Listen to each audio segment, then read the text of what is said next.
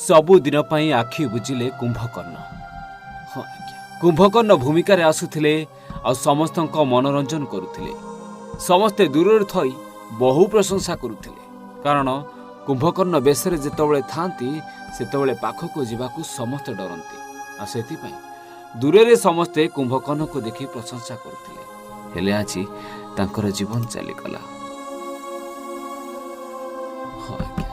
भारसाम्य हराई गछरे पिटी हेला बाइक। घटनास्थल में विद्युत विभाग कर्मचारी जीवन चली जाइछि, जे कि कुंभकर्ण भावे बेस जनाशुना। फिरिंगिया थाना पांगा पंचायत अधीन माड़ गाँवर स्वर्गत बिगाना कहर पुओ होउछंती सुबन कहर, जांकर जीवन चली जाइछि। तेबे विद्युत विभाग रे जणे हेल्पर भावे कार्य करि आसुथिले। रविवार सकाळू फिरिंगिया अंचल में लघुचाप प्रभाव में झिपिझिपि वर्षा लगी रही समय से घर एक बाइक रे नुआपदार ठारे थिबा विद्युत विभाग कार्यालय को निज काम जोग देवाई जाउथिया समय फिरिंगिया साड़िगिया मुख्य रास्तार जाजेश पांगी निकट रास्ता पार्श्व थिबा एक आंब गछरे बाइक टी भारसाम्य हराई पिटी हो जाइतिला। फल घटनास्थल में ही जीवन चली जाइतिला।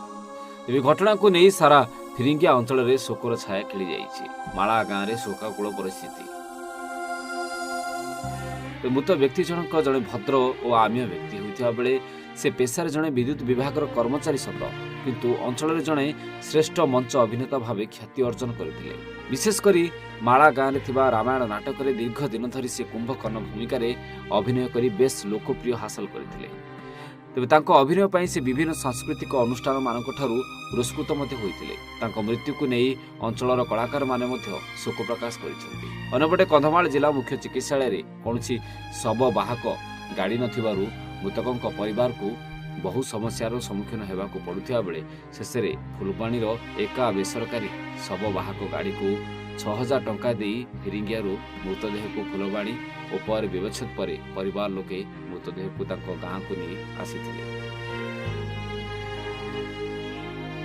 फिरिंगिया मेडिकल रे आंबुलांस अच्छी, किंतु आंबुलांस ड्राइवर 3 मास हेब अवसर नेबा परे आंबुलांस टी मेडिकल रे पड़ी रही।